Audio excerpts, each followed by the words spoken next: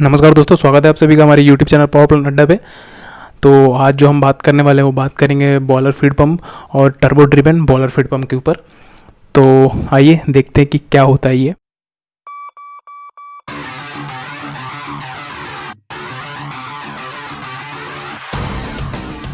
तो देखते हैं हम बीएफपी के बारे में।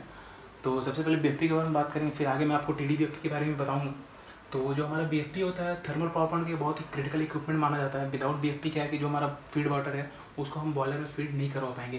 तो जनरली मेन जो इसका फंक्शन होता है बीएफपी का वो ये होता है कि जो डिरेटेड और जो एलपी डोजेड वाटर होता है, जो हमारा डिरेटर का वाटर होता है, जो फीड वाटर होता है, उसको ये क्या करता है, बॉयलर ड्रम में फीड करवाता है, ठीक ना। बॉयलर प्रेशर के अगेंस्ट। मतलब क्या होता है कि जो हमारा ड्रम का प्रेशर होता है, ड्रम के प्रेशर से हमेशा हमारा बीएफपी का डिस्चार्ज प्रेशर ज़्यादा रहेगा। ओके, सो क्या होता है जनरली कि ये जो हमारा बीएफपी होता है कैसा होता है, एक मल्टी स्टेज पंप होता है। मल्टी स्टेज पंप कैसा होता है, मल्टी स्टेज पंप होता है। ओके, जो कि नॉर्मली हमारा जो या तो इलेक्ट्रिक मोटर से इलेक्ट्रिक मोटर या टरबाइन ड्रिवन होता है, ठीक ना।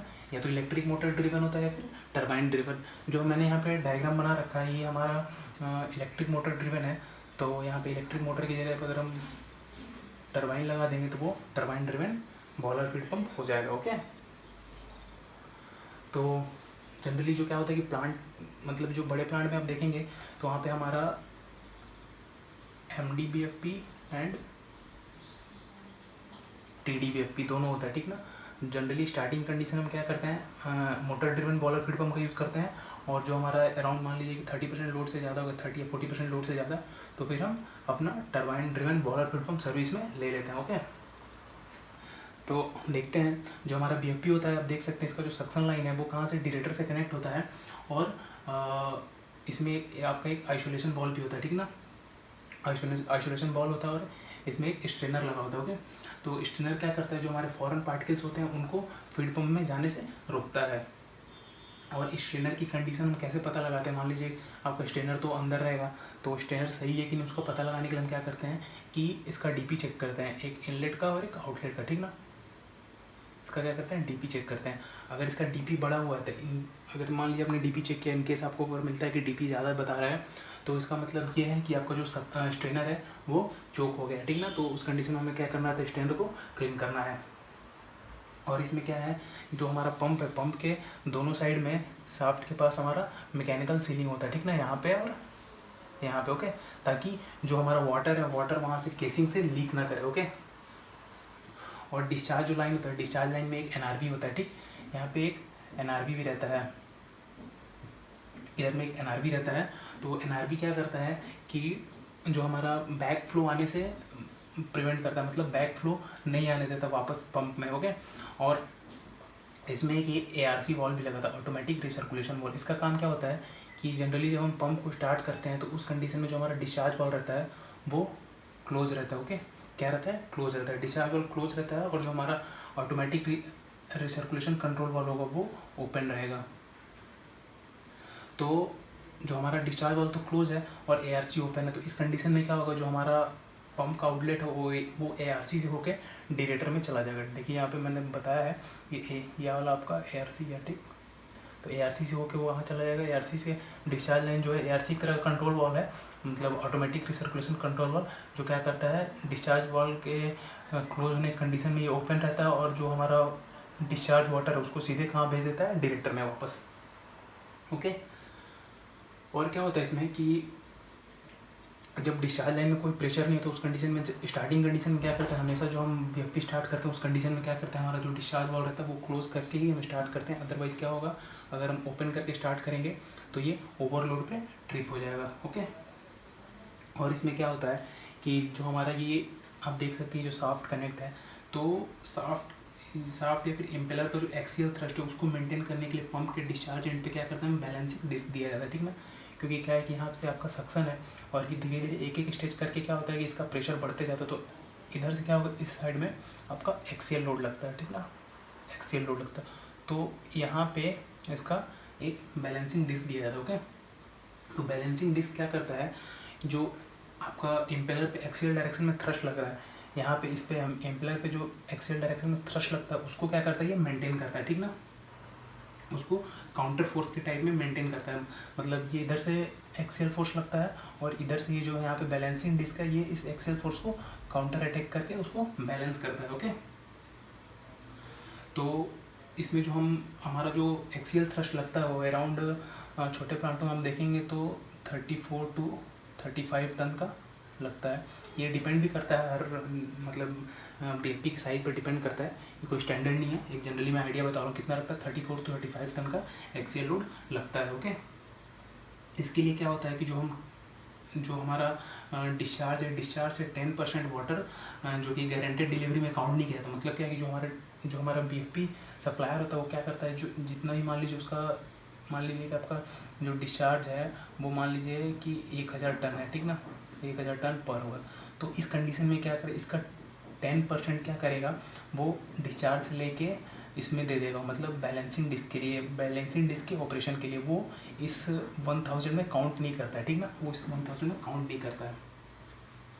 तो क्या होता है कि 10% जो फीड वाटर है जो कि गारंटेड डिलीवरी में काउंट नहीं किया जाता है वो लास्ट इम्पेलर से लिया जाता है। कहाँ से लिया जाता है, लास्ट इम्पेलर से आपके, ठीक ना, लास्ट इम्पेलर से लिया जाता है, किसके लिए, बैलेंसिंग डिवाइस की ऑपरेशन के लिए। ओके, और ये सीधे डिस्क पे जो पर हमारा डिस्क होता है बैलेंसिंग डिस्क वो साफ्ट पे ही फिक्स रहता है, जो हमारा ये साफ्ट है साफ्ट पे ही हमारा जो बैलेंसिंग डिस्क है वो फिक्स रहता है। ओके, और जो वाटर लीकेज होता है जो हम 10% डिस्चार्ज से वाटर ले रहे हैं इसके बैलेंसिंग डिस्क के ऑपरेशन के लिए, तो यहाँ पे तो बैलेंसिंग डिस्क पे वो आएगा इसके ऑपरेशन के लिए। इसके बाद जो यहाँ से वाटर लीकेज होता है उसको हम क्या करते हैं, ये बैलेंसिंग लाइन से डिरेटर में सीधे भेज देते हैं, ठीक ना। और कई जगह ये आपका बैलेंसिंग लाइन जो होता है डिरेटर से भी कनेक्ट होता है और कई जगह इसको मतलब यहीं से लेके सीधे आपका सक्शन लाइन में दे देते हैं, ठीक। तो उतने दूर की हमारी जो लाइनिंग है वो मतलब यहाँ से आप 0 मीटर से जो भी आपका डिरेटर हो उतने हाइट तक का जो पाइपिंग का वर्क है फिर कॉस्ट है वो बच जाता है। तो नॉर्मली कई जगह तो हम डिरेटर में कनेक्ट करते हैं और कई जगह क्या होता है सीधे इसको हम सक्शन लाइन में कनेक्ट कर देते हैं बैलेंसिंग लाइन को। ओके, तो और क्या होता है इसमें, और इसको नॉर्मली क्या बोलते हैं हम, जो हमारा वाटर आता है इसमें उसको बैलेंसिंग वाटर बोला जाता है। ओके, और क्या होता है, एक फीड पंप में जैसे मैंने पहले बताया कि फीड पंप में एक सर्कुलेशन लाइन भी होता है, ARC ये वाला। तो क्या होता है, जो इसका जैसे मैंने पहले बता चुका हूँ फीड पंप में क्या है, एक सर्कुलेशन वॉल्व भी होता है। जब हम डिस्चार्ज वॉल्व क्लोज करते हैं तो पंप स्टार्ट करते हैं। ओके, जैसे मैंने पहले ही बताया कि पंप का डिस्चार्ज वॉल्व क्लोज करके ही हमें पंप को स्टार्ट करना है। तो उस कंडीशन में क्या करता है, RC वॉल्व से मिनिमम डिस्चार्ज होते रहता है डिरेटर में और ये लाइन भी हमारा डिरेटर में कनेक्ट रहता है। ओके, और कई जगह पे इसको हम वापस जैसा कि बैलेंसिंग लाइन को भी हम डिरेटर में सक्शन लाइन में कनेक्ट कर दिए हैं, वैसे कई जगह पे हमारा जो इसका जो ये हमारा ARC से जो आ रहा है उसको भी इसमें सक्शन लाइन में कनेक्ट कर देते हैं या फिर वो डिरेटर में ही कनेक्ट रहता है। हमने बात की MDBFP के बारे में, अब नेक्स्ट देखते हैं हम turbine driven boiler feed pump TDBFP, या जो बड़े प्लांट में हमारा जो यूज़ होता है TDBFP उसके बारे में देखते हैं। जो हमारा बड़ा प्लांट होता है, मान लीजिए जो अगर 500 मेगावाट का प्लांट हो गया तो 500 मेगावाट के प्लांट में क्या होता है कि हम एक बूस्टर पंप भी यूज़ करते हैं, बूस्टर पंप, ठीक। बूस्टर पंप भी आपका मेन मोटर से कनेक्ट होता है। तो इसमें तो क्या है, जैसे कि हमने छोटे प्लांट में देखा कि इसमें क्या है कि आपको जो फ्लो कंट्रोल करने के लिए आपको क्या है कि ARC दिया हुआ है, ARC से आप जो आपका BFP का फ्लो है वो कंट्रोल कर पाएंगे, ठीक ना। इसमें क्या है कि बीच में कोई कपलिंग नहीं होती, साफ्ट का मोटर का साफ्ट डायरेक्ट आपके BFP के साफ्ट से कनेक्ट रहता है। जितने स्पीड से आपका ये इलेक्ट्रिक मोटर घूमेगा उतनी स्पीड से आपका BFP घूमेगा, ठीक। इनकेस आप बड़े प्लांट में देखेंगे जैसे मान लीजिए आपका 500 मेगावाट का प्लांट है तो 500 मेगावाट में ऐसी नहीं होती, यहाँ पे बीच में क्या रहता है आपका वॉइड कपलिंग रहता है, ठीक ना। तो वॉइड कपलिंग के हेल्प से हम जो हमारा मोटर है, मोटर तो हमारा 1500 RPM पे घूमता है, ठीक। बट जो हमारा पंप है बड़े प्लांटों में वो अराउंड आपका 5000 या 5500 RPM पे घूमता है, ठीक। तो ये जो हम स्पीड देते हैं ये हम यहाँ पे वॉइड कपलिंग लगाते हैं, फ्लूइड कपलिंग। तो फ्लूइड कपलिंग की हेल्प से वो इतना स्पीड पे घूमता है। अगर आपको फ्लूइड कपलिंग के बारे में नहीं पता तो फ्लूइड कपलिंग पे मैंने वीडियो बनाई है, उसका डिस्क्रिप्शन में दे दूंगा वीडियो के लिंक में, वहाँ से आप देख लीजिए फ्लूइड कपलिंग क्या होता है और कैसे वर्क करता है। नॉर्मली ये जो फ्लूइड कपलिंग होता है इसमें एक स्कूप लगा रहता है, ठीक। तो स्कूप से क्या करते हैं हम, स्कूप से जैसे हमें ऑयल, हमें स्पीड, पंप का स्पीड बढ़ाना है तो क्या करेंगे हम, ऑयल का सप्लाई कपलिंग में बढ़ा देंगे, जिससे क्या होगा, हमारा स्पीड बढ़ जाएगा। और अगर मान लीजिए हमें पंप का स्पीड कम करना है, ठीक, आरपीएम कम करना है, तो उस कंडीशन में क्या करेंगे हम, ऑयल जो है फ्लूइड कपलिंग से वो थोड़ा सा ड्रेन कर देंगे। तो उस कंडीशन में क्या होगा कि हमारा पंप का जो आरपीएम है वो कम हो जाएगा। तो इसके लिए जो क्या है, एक सेपरेट यहाँ पे ऑयल टैंक होता है, और इसके लिए यहाँ पे एमओपी भी होता है, ठीक ना, मेन ऑयल पंप भी होता है, जिससे हम कपलिंग में आपका जो फ्लूइड कपलिंग है वहाँ पे ऑयल सप्लाई करते हैं। ओके, तो जैसे हम बात करते हैं बूस्टर पंप, तो क्या होता है कि बड़े प्लांट में हम देखेंगे तो पंप के साथ एक बूस्टर पंप भी होता है, और बूस्टर पंप का जो डिस्चार्ज होता है, बूस्टर पंप का डिस्चार्ज मेन पंप का सक्शन होता है। क्या होता है, बूस्टर पंप का जो डिस्चार्ज होता है मेन पंप का सक्शन होता है, और बूस्टर पंप का सक्शन डीरेटर आउटलेट होता है, ठीक ना, डीरेटर से बूस्टर पंप का सक्शन लिया जाता है, और बूस्टर पंप का डिस्चार्ज मेन पंप का सक्शन होता है। तो बूस्टर पंप क्या होता है, बीएफपी से पहले प्रोवाइड किया जाता है, क्यों किया जाता है, ताकि हम एनपीएसएच अच्छे से मेंटेन कर सकें, और इससे क्या होता है कि हमारा जो डिटेटर का हाइट है वो भी लो एलिवेशन पे कर सकते हैं, ठीक ना। बूस्टर पंप देने से क्या होता है, मेन पंप का जो कैविटेशन की प्रॉब्लम है बहुत ज़्यादा, बहुत हद तक रिजॉल्व हो जाती है, ठीक ना। तो बूस्टर पंप का जो डिस्चार्ज है वो मेन पंप का सक्शन होता है, जैसे मैंने बता दिया आपको, ठीक। तो डिटेल्स देख लेते हैं। जैसे हमारा मान लीजिए एक 500 मेगावाट का प्लांट है, तो उसमें जो हमारा बीएफपी का स्पेसिफिकेशन क्या रहता है, तो इसमें जो नंबर ऑफ स्टेज रहेंगे, स्टेज पंप के, वो कितना है, 4+1 किकर स्टेज। किकर स्टेज क्या है, किकर स्टेज वो उस स्टेज को बोलते हैं जहाँ से हम वाटर लेते हैं, किसके लिए, डिसुपर हीटिंग के लिए। ओके, यहाँ से जो हमारा एक जो 4+1 है, 1 वाला जो स्टेज है, वहाँ से हम क्या करेंगे, वो जो बीएफपी से हम वाटर देते हैं डिसुपर हीटिंग के लिए, वो वाला पानी हम कहाँ से लेंगे, जो आपका 4+1 जो 1 वाला जो है वो किकर स्टेज है, किकर स्टेज से हम पानी लेते हैं डिरेटर के लिए, ठीक ना। और इसका जो सक्शन फ्लो रहेगा, सक्शन फ्लो होगा वो होगा हमारा 1080 metre cube per hour. Okay, और इसका हेड होता है वो 2100 मीटर। ओके, और स्पीड इसका रहता है वो रहता है आपका 5690 आरपीएम, ठीक। ये मैं 500 मेगावाट के प्लांट का जस्ट स्पेसिफिकेशन बता रहा हूँ क्या रहता है, ठीक ना।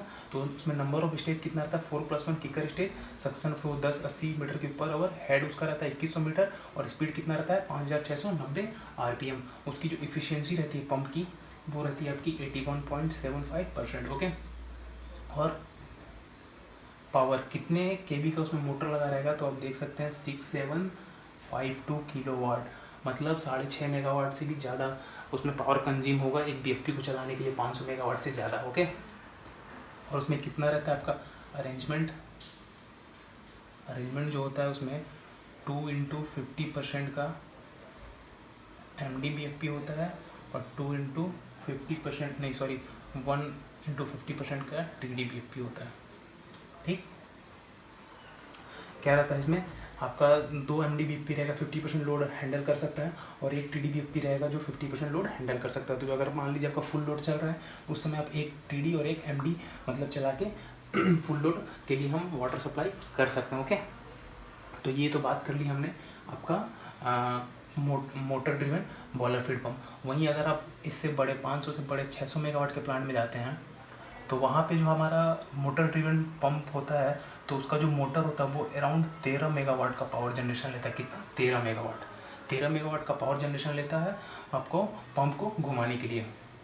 तो इतना ज़्यादा जो हमारा 13 मेगावाट लग रहा है, इस पावर को मतलब बचाने के लिए जो हमारा इतना ऑक्सिलरी पावर कंज्यूम हो रहा है, इसको कम करने के लिए हम क्या यूज़ करते हैं, TDBFP, ठीक ना। क्या यूज़ करते हैं, TDBFP। तो जो यहाँ पे ये मोटर देख रहे हैं, यहाँ पे ये मोटर ना लगा के यहाँ पे टरबाइन रहता है, ठीक। क्या रहता है, टरबाइन। यहाँ पे इसको हम टरबाइन लगा देते हैं। तो टरबाइन में क्या होता है, जो हम स्टीम लेते हैं वो कहाँ से लेते हैं आपका, वो CRH की लाइन से लेते हैं। कहाँ से, कोल्ड रीहीट लाइन, ठीक। कोल्ड हीट लाइन से लेते हैं, या फिर टरबाइन एग्जॉस्ट से लेते हैं। कहाँ से हम TDBFP के लिए स्टीम कहाँ से लेते हैं, CRH से, या फिर टरबाइन एग्जॉस्ट कहाँ से लेंगे, CRH से या फिर टरबाइन एग्जॉस्ट से। ओके, तो इसमें क्या होगा, जो TDBP में कब सर्विस में लेना, मान लीजिए आपका 600 मेगावाट का प्लांट है, तो मान लीजिए आपका जब 50% लोड आ गया, मान लीजिए 50% या 40% लोड, उस टाइम पे हमें TDBP को हम रोल कर लेते हैं।